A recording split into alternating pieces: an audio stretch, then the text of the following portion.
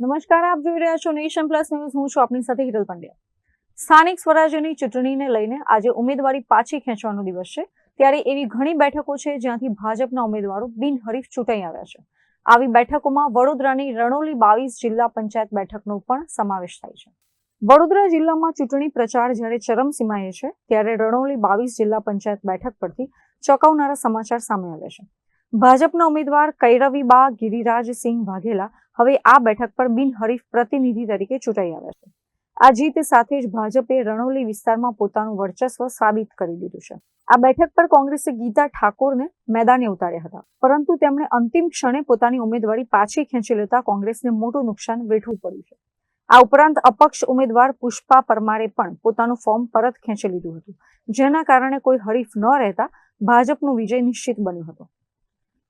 Bureau report, Nation Plus news, Vadodara.